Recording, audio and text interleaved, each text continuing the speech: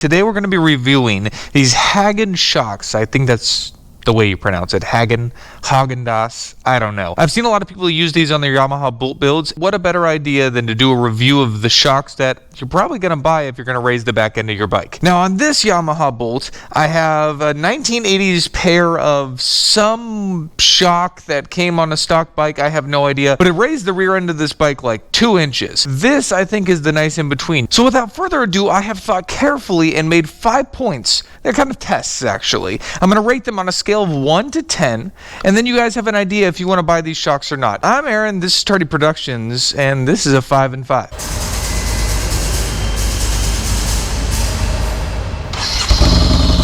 The first test that we have for these shocks is just cruising. I want to know how they feel when I'm going over, you know, light bumps. I can honestly say the ride comfort's right. It's there, you know. I weigh about 180 and I haven't adjusted the shocks at all, so they're probably exactly how they came from the box. And I wouldn't say I'm too picky about this, but I mean, I even have the stock seat on right now and it does feel comfortable cruising around. You go over a manhole cover, anything like that, normal cruising, it feels good. Here, I'll run over this manhole cover right now and see how it feels.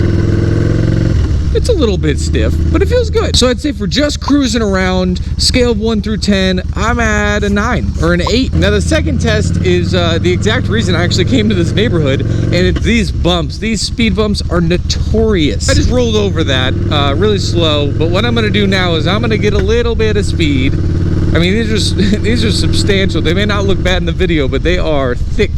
These are some thick old boys. I might as well slam a couple of these too. Here we go. Oh gosh. Almost 30 miles an hour I went over it. It ate it right up. It didn't feel like it bottomed out at all. Was it comfortable? Absolutely not. I would not recommend doing that over every speed bump, but they held up well. So bump scale 1 to 10, I'm gonna give them a 7. Number 3 on our list is going to be turns. How do they deal with cornering? How do they deal with, you know, aggressive riding? I think that being an inch taller really helps out with the, you know, the lean angle and everything. You don't scrape peg as easily, and it really makes you a little bit more confident. Scale 1 through 10, cornering and turning, I'd say, you know what, honestly, it did really well. 8.5. All right, so my last 2 points I want to touch on are things that normal people will probably not be doing. But if you were raising the rear end of your bike, you might want to. I personally ride like this, and I don't think other channels are going to review the shocks like this. So my second to last point is jumps. How are they going to stand up if you want to jump these things? All right, let's try to jump this one. I'll try to do a little, maybe not next to this pleasant old man. Woo! All right, so they handled it okay. I think they bottomed out. My ones from 1980 actually handle them a little bit better.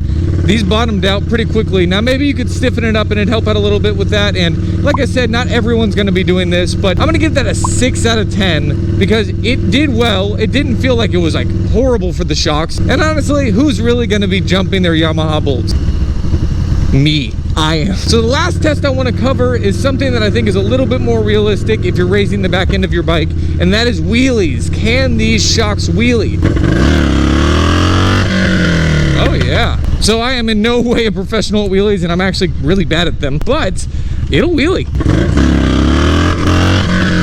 Oh yeah, that would definitely do well. Let's recap really quickly. We did cruising, bumps, turns, jumps, and wheelies. Cruising did really well. I think they're very comfortable shocks. Yes, do I think that they have more comfortable ones out there?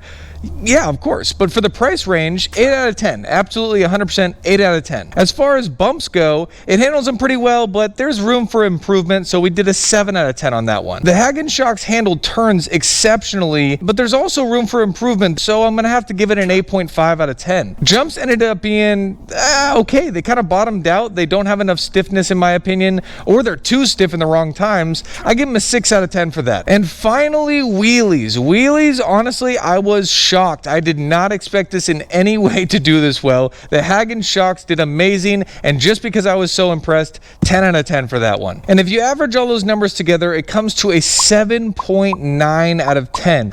Very solid for the price range. Hagon Shocks, I am actually very impressed. So if you're intentions were to do more aggressive riding, but you're not that tall, or you just don't want to have that massive fender gap, these are a good option. If you guys are interested in the shocks, I gain nothing from this, but I'll leave a link down in the description. Thank you guys so much for stopping by. If you haven't already, check out our merch. The link is down in the description. Really excited about this. I make very little money on it. It's more for you guys than anything. Literally on most of the shirts, I make $1.50. I'm Aaron, this is Tardy Productions, and I will see you guys next week.